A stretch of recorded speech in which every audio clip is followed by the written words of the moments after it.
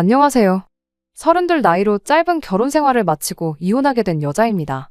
남편은 연애할 때만 해도, 아니, 결혼하고 신혼생활 보낼 때만 해도 이혼은커녕 부부싸움조차 생각도 못할 만큼 저한테 잘해주던 사람이었어요.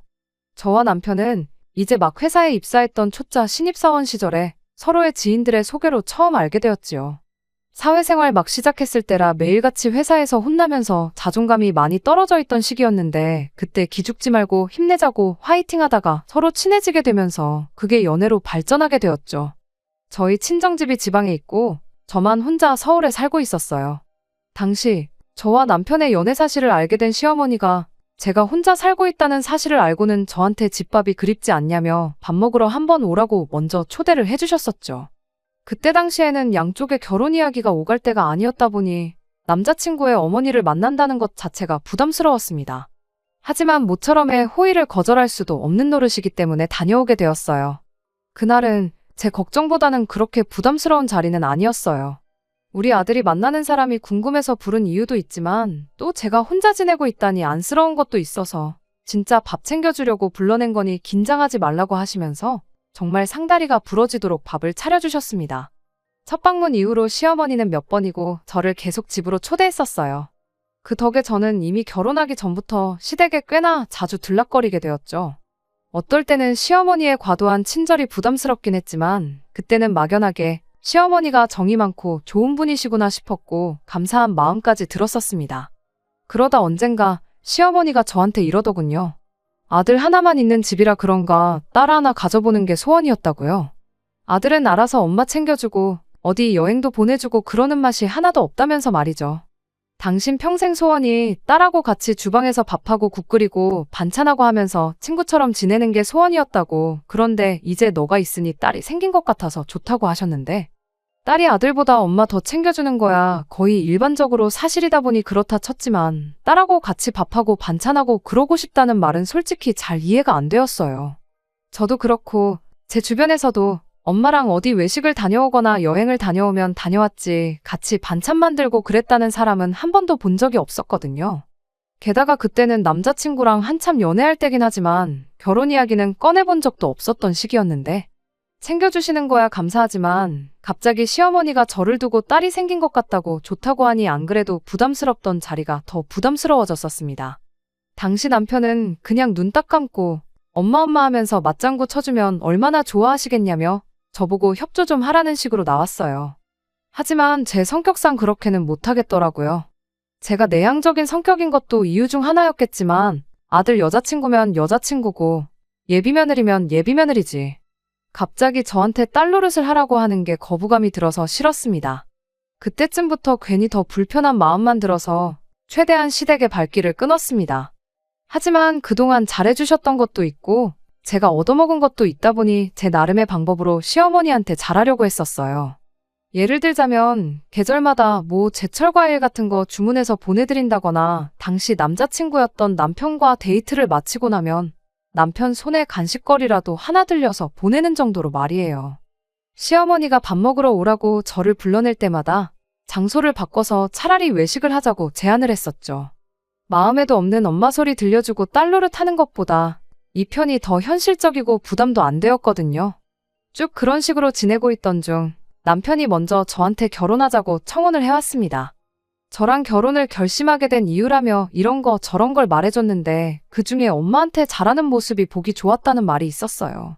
그때는 제가 무슨 생각을 하고 있었길래 엄마한테 잘해서 좋다는 말을 걸러듣지 못했는지 싶네요. 제가 조금만 더 현명했다면 애초에 그 말을 들었을 때 남편이 찾던 건 배우자가 아니라 엄마 입맛에 맞는 며느리가 필요했다는 걸 단번에 알았을 텐데 말이에요. 아무튼 그 청혼 이후로 결혼 준비는 일사천리로 빠르게 진행되었습니다. 애초에 시댁에는 자주 왕래를 하던 상황이었다 보니 남편을 친정에 인사시킨 이후로 상견례도 바로 진행되었고요. 양가 형편이 비슷했는데 저희 결혼할 때 뭐 크게 하나 도와줄 만큼의 형편은 아니었습니다. 그래서 결혼 생활은 양가 도움 하나도 받지 않고 깔끔하게 저희가 결혼 전 모아놓은 것만 가지고 시작하기로 했지요. 사회생활을 거의 비슷한 시기에 시작했다 보니 다행스럽게도 저나 남편이 모아놓았던 액수가 비슷했어요. 누가 더 했네, 덜 했네 따지고 들 것 없이 그렇게 반반 결혼을 했습니다. 모자란 돈은 당연히 대출을 받았고요.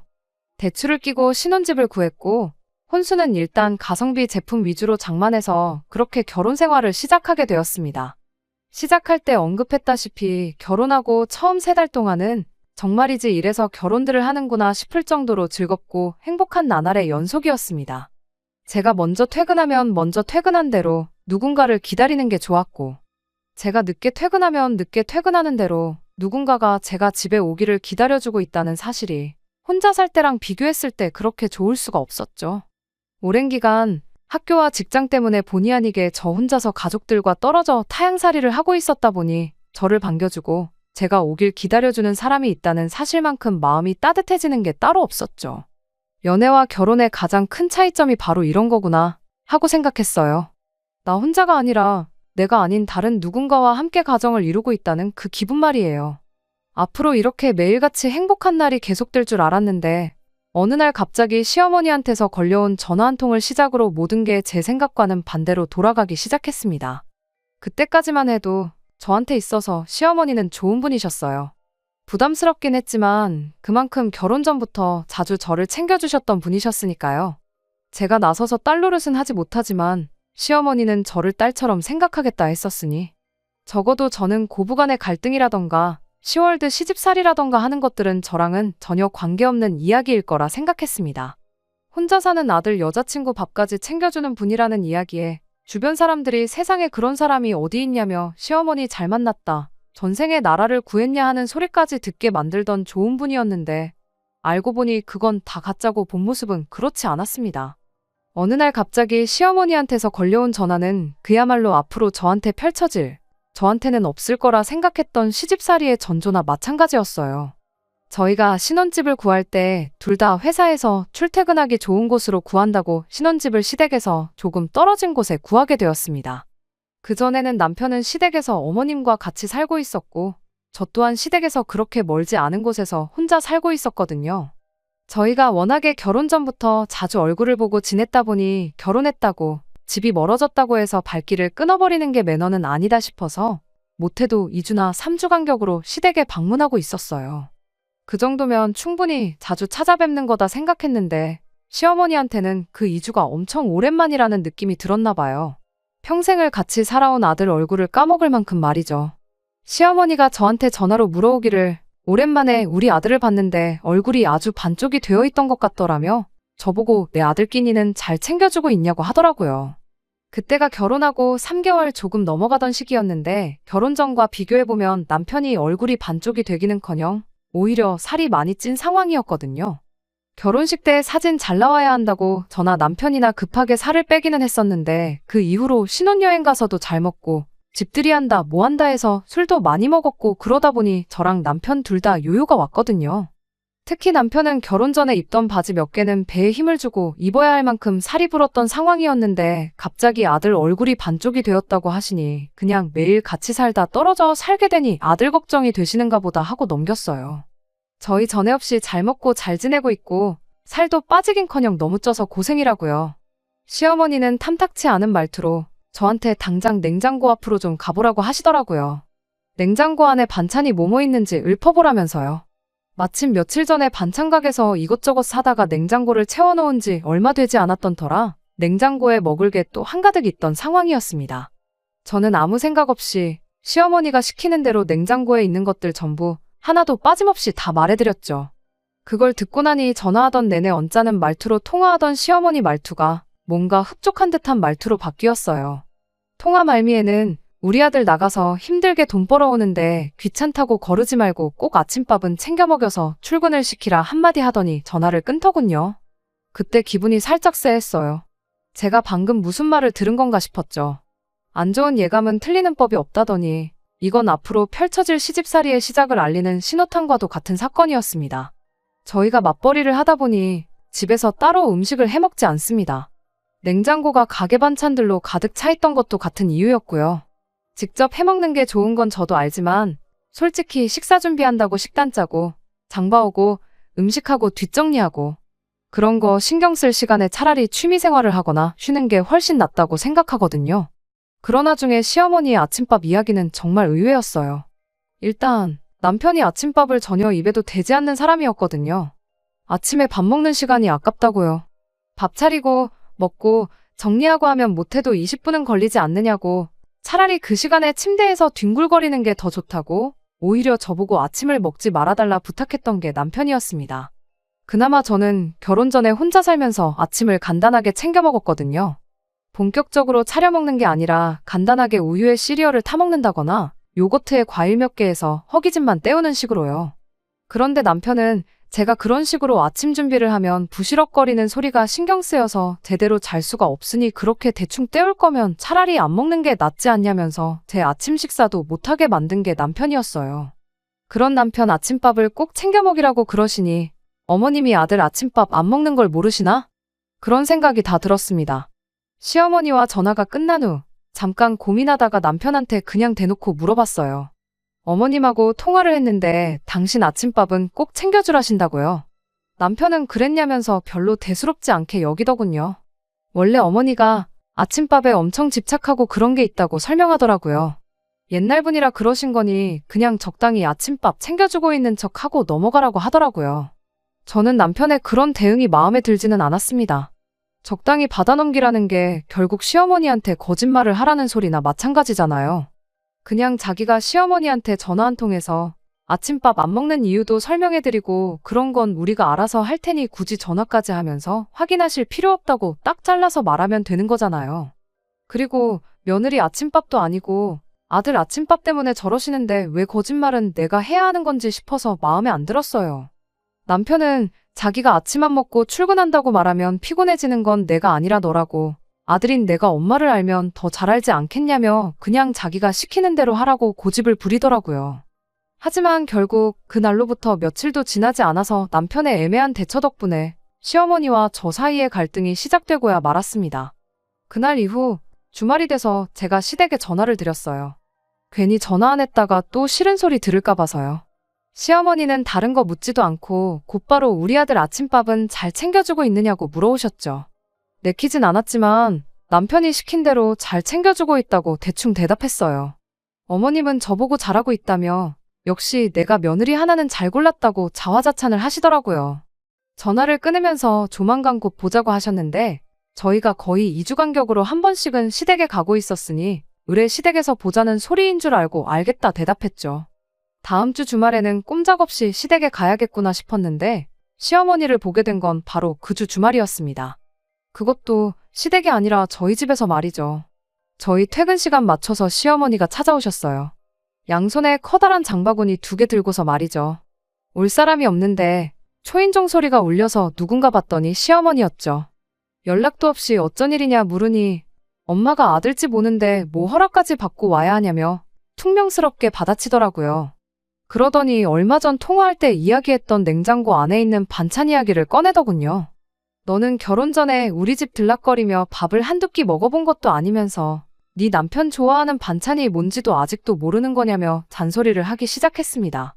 곰곰이 생각해보니 그날 제가 불러드린 반찬 목록에 남편이 잘 먹는 반찬이 하나도 없었다면서 말이죠. 그래서 아들 좋아하는 반찬 몇 개 해서 보내주려고 했는데 생각해보니 반찬을 해다 줄 게 아니라 너한테 반찬 하는 법을 가르쳐 놓으면 되는 거 아니겠냐며 겸사겸사 반찬도 해주고 방법도 알려줄 겸 찾아왔다 하시더라고요. 그러면서 장봐온 재료들 하나씩 꺼내더니 저한테 재료 고르는 법부터 이것저것 설명을 하기 시작했습니다. 이걸로는 뭘 어떻게 해서 먹이면 우리 아들이 아주 그릇까지 먹을 기세로 밥을 먹는다니 어쩐다니 하면서 설명을 덧붙이셨어요. 말로 하면 뭘 알겠냐며 자기가 하는 거 보여줄 테니 잘 보고 배우라며 고춧가루며 마늘 다진 거며 이것저것 재료 좀 가져와 봐라 하시는데 말씀드렸다시피 저희 집에서 밥을 전혀 안 해먹거든요. 조미료라고 해봐야 간장이나 참기름, 소금, 후추랑 설탕 정도 정말 기본적인 거 말고는 아무것도 없다고 말씀드렸더니 시어머니는 이해가 안 된다는 표정으로 그럼 냉장고에 있는 그 많은 반찬들은 어떻게 한 거냐고 물어보더라고요. 전부 반찬 가게에서 사온 거라고 말씀드렸더니 시어머니가 그럼 결혼하고 여태껏 내 아들한테 영양가도 없는 조미료투성이 반찬을 먹인 거냐며 노발대발 하시더군요.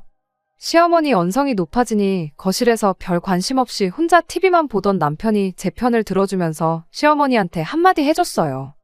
조미료 쓴다고 영양가가 사라지는 게 말이나 되냐? 그럼 음식 장사하는 사람들 다 망해서 없어졌을 거 아니냐? 사 먹는 반찬이 엄마가 해준 것보다 맛있는 것도 있다며 깐족대기까지 하면서 말이에요. 안 그래도 열이 바짝 올라있던 시어머니는 믿었던 아들이 편을 들어주기는커녕 깐족거리며 시비까지 걸고 있으니 더 큰 소리로 역정을 내기 시작하셨어요. 모자간의 말다툼에 제가 끼어들 이유가 하등 없다고 생각했고 남편이 나섰으니 알아서 잘 해결하겠거니 생각했는데 벼랑간 시어머니가 장바구니에서 대파를 꺼내들더니 그걸로 옆에 서 있던 제 머리를 내려치는 겁니다. 너무 경황이 없고 어안이벙벙해서 말도 안 나왔어요. 이게 지금 무슨 일이 일어난 건가 싶더라니까요. 세상에 대파로 맞아본 사람이 몇이나 되겠어요? 모르긴 몰라도 제가 세계 최초 아닐까 싶었어요. 대파로 한 대 맞았는데 제가 부처님도 아니고 거기서 평정심을 유지할 수가 없었죠. 그래서 결국 저도 시어머니한테 언성을 높이게 되었습니다. 시어머니는 내 아들을 어떻게 구워 삶았길래 평생 엄마 말에 말대꾸 한 번 안 했던 착한 애를 저 모양 저 꼴로 만들었냐며 아들이 깐족거린 것까지 제 탓으로 몰아가더군요. 저까지 같이 목소리 높여가며 한바탕 하고 있으니 남편이 일단 저는 방으로 피신시켜놓고 어찌어찌 시어머니 뜯어말려서 집에 돌려보냈어요. 어머님을 집까지 모셔다 드리고 온 남편과 이 상황에 대해서 이야기를 나눴는데 그러다 결국 저랑 남편도 한바탕 다투게 되었습니다. 따지고 보면 아침밥 일로 시어머니한테 거짓말을 시켰던 당신 탓 아니냐고 그러니 어머님한테 해명 똑바로 하라고 한마디 했어요. 그리고 다른 건 몰라도 대파로 한 대 얻어맞은 건 어머님한테 사과받아야겠다고 그때까진 나는 시어머니 얼굴 못 보겠다고 강하게 나갔죠. 남편은 해명은 자기가 100번이고 할 수 있는데 며느리가 되어서 꼭 시어머니한테 사과까지 받아야겠냐며 그건 그냥 좋게 좋게 넘어가자고 하더라고요. 아침밥에 대해서 거짓말을 시켰던 건 자기가 잘못한 거 인정하지만 솔직히 저녁밥 차리기 귀찮다고 가게 반찬 사다가 저녁 식사 때운 제 잘못도 있지 않냐면서 저보고 그냥 참으라는 거예요. 그 뻔뻔한 소리를 들으니 더 어이가 없었습니다. 내가 뭐 너네 집에 팔려왔냐고 양가 지원 한 푼도 안 받고 똑같이 반반 결혼했고 맞벌이 하고 있는데 네 아침밥은 둘째 쳐도 네 저녁밥은 그냥 무조건 내가 해야 하는 일이냐고 따졌어요. 남편은 남자인 자기가 주방 일을 어떻게 하냐며 결혼했으면 당연히 식사는 너가 해야 하는 거 아니냐, 반찬 사 먹는 거 이해해준 나한테 고마워해야 하는 상황인 거 모르냐며 그동안 제가 아내로서 직무유기를 했고 자기는 그걸 이해해준 너그러운 남편이라는 식으로 말을 하는 겁니다. 나라고 뭐 결혼한다고 주방일 배우고 왔겠냐고 똑같이 일하고 똑같이 돈 버는데 너는 남편이니까 하면 안 되는 일이고 나는 아내니까 해야 한다는 게 어디서 나온 생각이냐고 따지면서 티격태격 하게 되었어요. 내가 집안일이고 밥 준비고 다 도맡아서 해줄 수 있으니 내가 벌어오는 만큼 더 벌어오라고 한마디 했죠. 그러면 집에서 전업주부 하면서 하루 세 끼가 아니라 네 끼도 챙겨주겠다고요. 남편도 더 할 말이 없었는지 기분 나쁘다는 티 팍팍 내면서 차키 들고 밖으로 뛰쳐나가더군요. 저도 너무 열받아서 뛰쳐나간 남편 안 붙잡고 혼자 잠을 청했어요. 자려고 누우니 머릿속이 복잡해 잠도 잘 안 오고 괜히 기분만 계속 나쁘더군요. 특히나 이 싸움의 발단이 남편과 제 문제가 아니라 시어머니 때문에 생긴 일이라고 생각하니 더욱더 열받았어요. 남편의 적반하장식 태도에 화가 났던 건 사실이지만 그때는 나는 남편과는 아무 문제가 없고 이게 다 시어머니 때문이다 하면서 어떻게든 남편을 용서하려고 애를 썼었죠.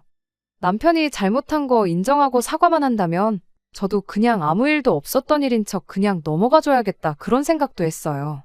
시어머니한테 사과를 받아야겠다 했던 것도 그냥 남편이 먼저 사과만 해준다면 그냥 넘어갈 생각이었죠.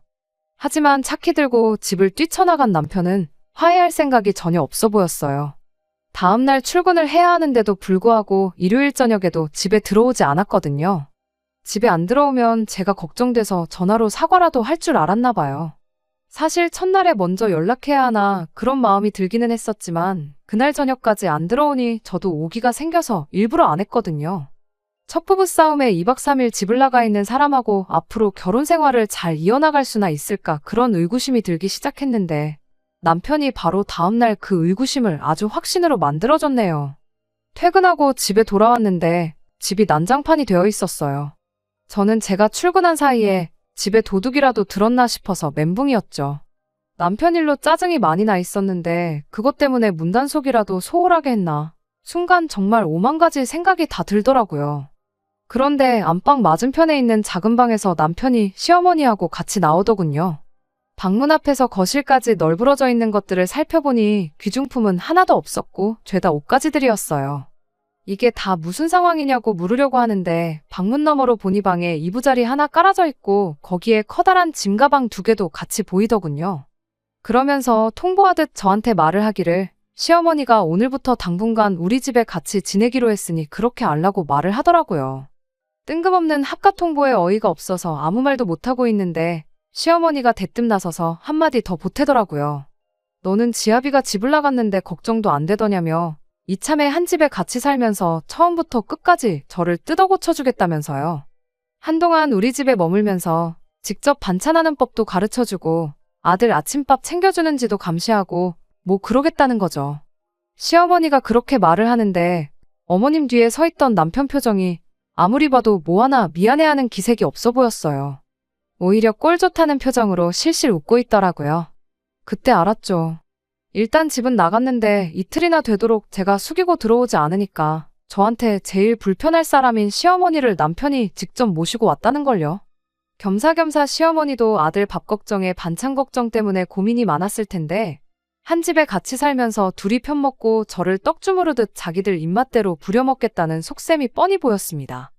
두 사람이 간과한 게 있다면 저는 이미 시어머니의 말도 안 되는 억지와 첫 부부싸움에 집까지 나가서 2박 3일 안 들어오는 남편 모습을 보고 이 결혼 생활의 확신을 잃어가고 있었던 상황이었다는 거죠. 그런데 이렇게 스스로 종지부를 찍어주니 더는 아쉬울 게 없고 오히려 고맙더라고요. 그래서 시어머니한테 한마디 해줬어요. 뭘 사이도 안 좋은 며느리한테 굳이 이것저것 가르쳐 주시냐고요. 그냥 이혼해드릴 테니 한 집에 같이 살면서 귀한 아드님 아침밥 챙겨주고 조미료 하나 안 들어간 영양만점 집반찬 해주시면서 평생 품에 끼고 살라고 한마디 해줬죠. 대신 친정이 지방에 있다 보니 당분간은 내가 지낼 곳이 없다고. 그러니까 시어머니가 여기서 지낼 게 아니고 남편이 시어머니 집 가서 있어달라고 부탁했어요. 상황이 허락만 한다면 이 집을 팔아서 재산 분할은 가져온 만큼 해주겠다고요. 정 안 되면 대출을 받든 친정부모님한테 빌려와서라도 해줄 테니 싸가지고 온 짐 그대로 들고 시댁으로 돌아가 달라고 정중히 부탁했습니다. 예상도 못한 이혼 통보에 두 사람이 적잖이 당황한 듯 보이더라고요. 방금까지 시어머니한테 혼나고 있던 제 모습을 보면서 실실거리던 남편은 얼굴이 사색이 돼서 사시나무 떨듯 벌벌 떨더라고요. 그러더니 제 마음 돌려보겠다고 살살 거짓말까지 하는데 정말 이혼하자고 하길 잘했다 싶더라고요. 평생을 내 배우자로 함께 살 뻔한 사람과 둘도 없이 좋은 사람이라고 생각했던 시어머니의 진짜 본 모습을 알게 되었으니까 말이죠. 저한테 한다는 소리가 시어머니 고집을 꺾을 수가 없어서 일단 모셔왔던 거라고 하면서 이 합가 계획에 자기는 아무런 관련이 없고 오히려 저를 위해 시어머니 달래서 집에 하루라도 빨리 보낼 계획이었다고 하더라고요. 한순간에 같은 편인 줄 알았던 아들한테 손절당해서 무개념 시자가 돼버린 시어머니 얼굴 표정이 아주 볼만했어요. 이대로 가다간 자기만 나쁜 사람 되고 재수 없으면 아들까지 반품받게 생겼으니 사면초가로구나 싶었나 봐요.